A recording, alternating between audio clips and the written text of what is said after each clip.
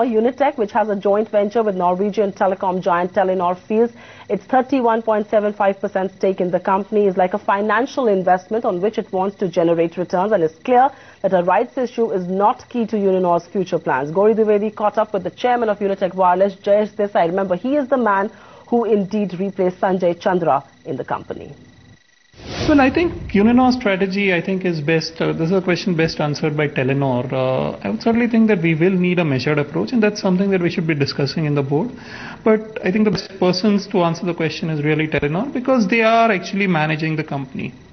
But sir, given the fact that there are 13 circles in which you still do not have a major presence, how about really now protecting your licenses? No, we clearly have to protect our licenses, and we clearly have to comply with all the obligations that we have, and I think there would be absolutely nobody who would say anything else. We have to ensure that we meet all our obligations in terms of rollouts, in terms of doing whatever is necessary to or whatever we have committed to in our licenses. So there's no question about that. But sir, rollout also means that you will need to actually have some amount of capex in these 13 circles as well. And to the extent that it is necessary and we need to do it, I think we will need to do it.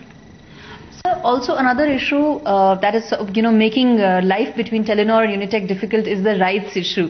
In fact, Telenor also spoke about it today in the earnings call.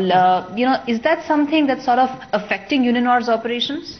I think that both of us would agree that I don't think there is any immediate impact on on Uninor operations. I think that currently Uninor is well funded. In fact, even Telenor has said that it is well funded, and that we don't need money necessarily in the immediate future. Do we have or are we having a healthy discussion, so to say, about the direction that we should be taking in terms of funding the company? Yes, we are. Part of that healthy discussion is taking place in the courts. Part of that is taking place outside the courts. But yes, we are having a discussion around that. Sir, just one thing as far as the company's revenues are concerned today, the results were out. Is Telenor happy with the kind of performance its India operations are seeing? I think from what I understand, and again, question best addressed to Telenor, I think Telenor is reasonably happy with what they are seeing. I think they feel that there has been progress made versus the business plan. But that's really a question that you should ask Telenor. Are they happy with what they're seeing on the India operations? But you're also the chairman of the company. If you could talk about the vision plan really of India operations of Telenor going forward, or Uninor. So the clear-cut vision that has been put in place is that we have to be the lowest cost operator. Okay, are we there? I think all of us would accept the fact that we are not there, and there's a lot of hard work that we need to put in terms of getting there. Clearly, if we have to do that, we have a lot of hard work to do. So that's one big question that we have to answer, and one big question that we have to deal with. Are we the best possible low-cost operator in the country, and what are we going to do to get there?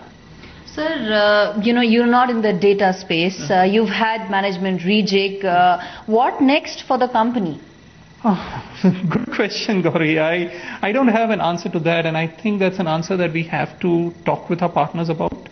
Do recognize that it is largely Telenor which is in control of the management. We are really, financial investors in many ways, and the specific directions we have to talk with Telenor about.